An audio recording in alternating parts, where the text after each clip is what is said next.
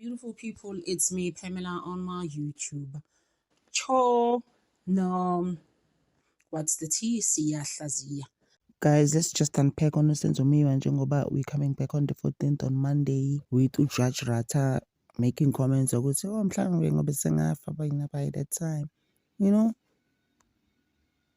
After he gave Umnisi time to go read through all the documentation that he got Umnisi from late advocate Thulani Mngomezulu's family about all the witnesses that you need to bring in and everything he was working on late Thulani Mngomezulu. And we are so hopeful ukuthi he's gonna see us through. Mangisi see us through, I mean who accused number one basically, and things are going to change around this case in terms of lamangala that we see in that court about all the accused basically, you know. Ay shemabona uNtokozo Dominic Mjiyako is a scabbing of a skelege of a guluva basically, because lo muntu lo wafika kanjani ecourt wathi ene wathi ushuka wathi I'm here to represent Tanzi, and he's not even an admitted attorney apparently. Brothers, he was actually a graduate, law graduate. I think he's pushing it. Yabona ukuthi uyacisha afane no brothers lo befundela ilaw lo wagcina uRata esethi, can you just tell us the dates when you're going to be available in court? Ngoba in a way you owethu phela wena eshoku brothers lo uBrigadier Bongani Kinindi, tell us the exact days when you're gonna be available. Ngoba phela nawe eseyitshela ukuthi usayilawyer brothers lo Brigadier Kinindi. Yabona ukuthi uMjiyako is not fine, guys. Is pusha lapha kuNtanzi. I'm here to represent you. But you're not even finished in your life, like not proper to come and not an admitted attorney. You were not supposed to be there. Yep, guys, kopololo. And lies, guys, in this case. Oh my gosh. Njengoba esifika ecourt, remember I said ukuthi noSifiso Meyiwa is like, I was there when he came in. Umuntu wathi, I know I'm here to represent uNtanzi. But lo muntu, he was still doing his thesis, he was doing his masters with UCT. He wasn't even finished. The next thing, usuqhamuka lapha usuzomela abantu njani, and people are like, how do you do that? Ubusy wena ngento eyiningi kanje in life. You not even finished school. What's going on? Hi. He was busy with his thesis in 2021, which he submitted the same year. But ngapha uthi, mina nguNtokozo Mjiyako, ngiyi-advocate. Mina, I'm here to stand for uNtanzi. Guys, okay, there's something there. Like I said, ukuthi uyazi ngithi ukuthi ubani owambiza.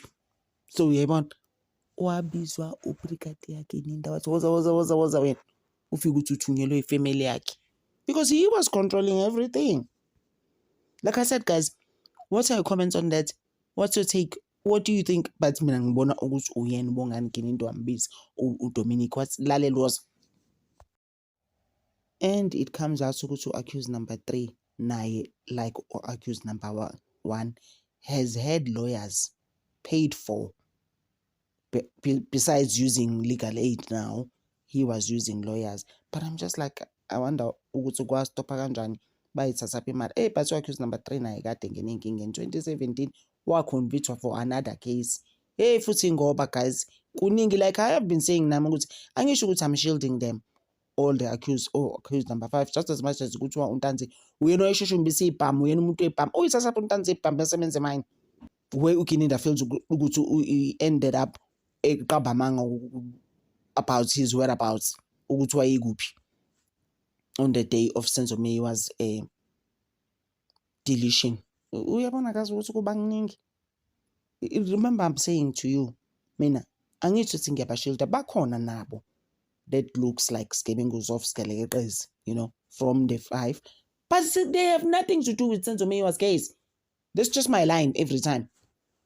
It doesn't matter ukuthi umuntu uyisigeleqe wenzani kuphi. Angithi no accuse number 1 unezinto zakhe ngapha koThembisa, and where Brigadier Nkininda ended up now being involved in that. Esezenza manje umuntu ohamba phambili ukuthi I'm actually, even now accused number 5, I'm the one that actually arrested him. All those lies.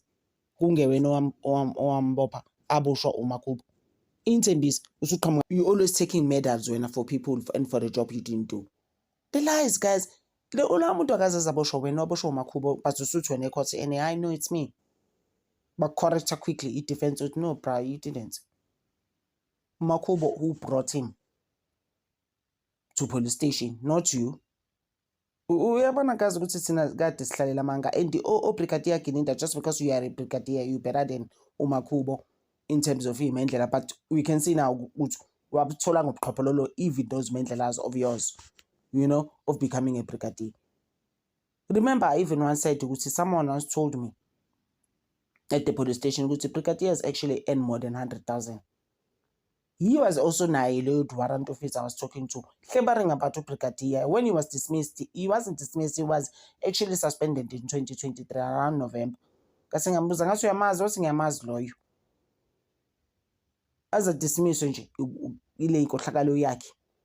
Kasi ngithi bahola malini laba bantu laba? Was over 100,000. Kasi why is he greedy, this guy? Ebiyathathe imali on the side to lie about Senzo Meyiwa's case. Why? What's with the greed? I said that many times on my videos last day that they are beginning up being greedy in life. Why is he this person? Unless he's getting an envelope, a brown. Why would you lie?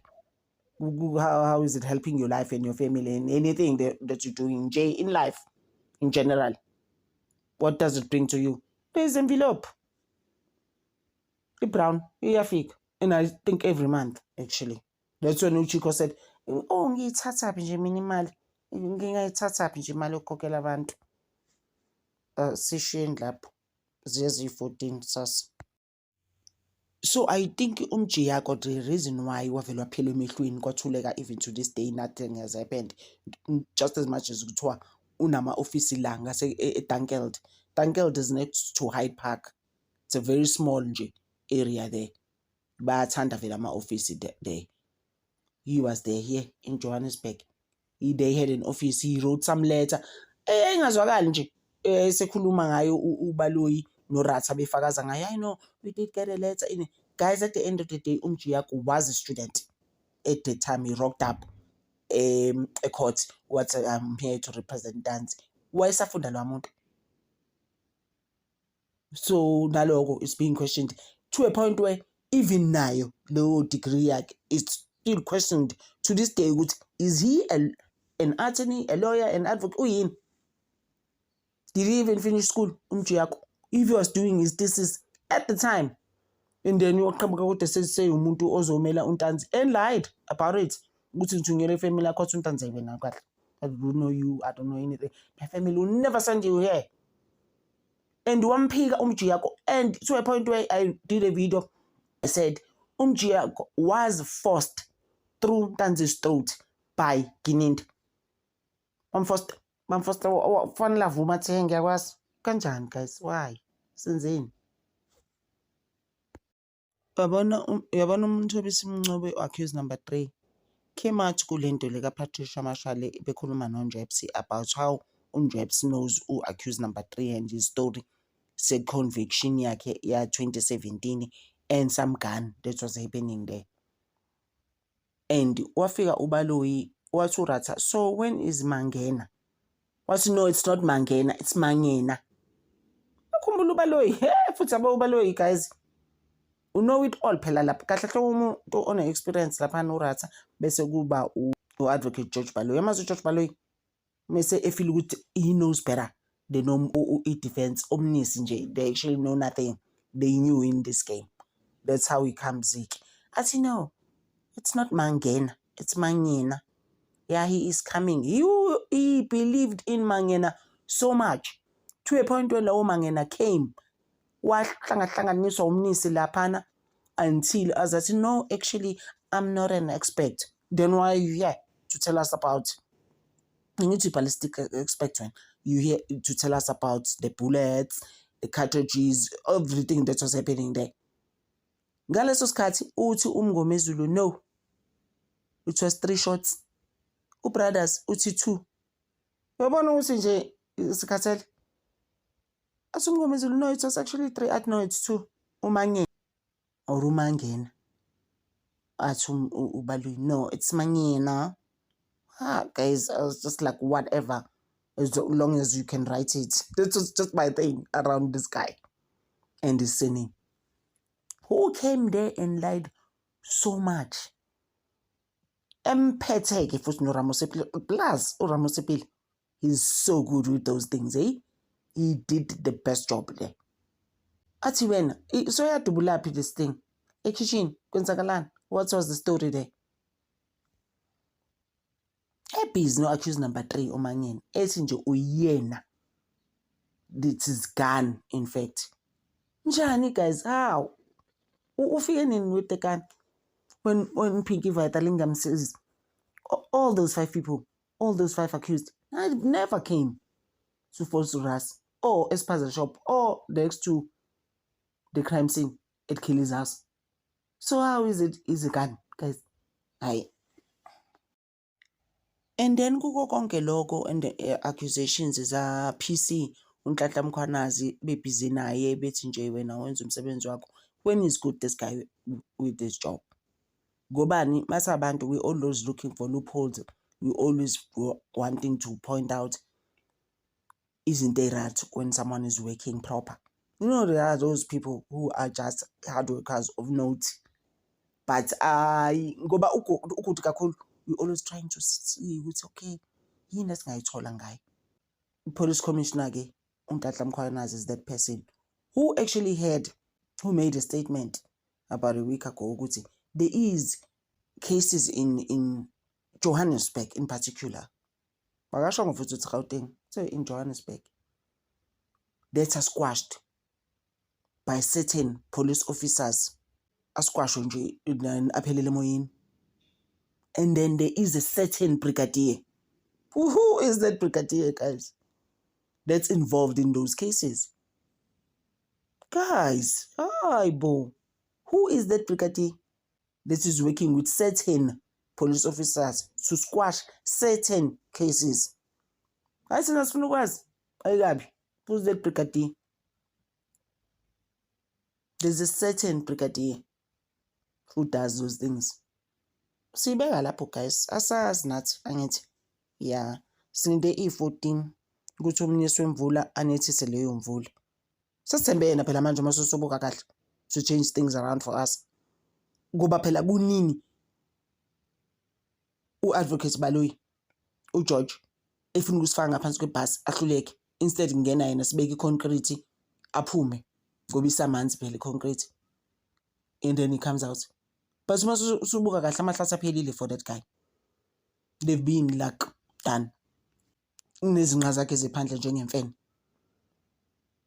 Kuninsim expose as defense no bhuti wakhe lo ubrigadier yabo Ngani Ginindi. But they just not giving up. Because in a way, banalento ukuthi fanele igcine bona. And I've always said it's not gonna end well. And ngibeka lapho for now guys, so qhubeka letha. Thank you so much guys for always supporting me. Ngiyithanda over. Thank you.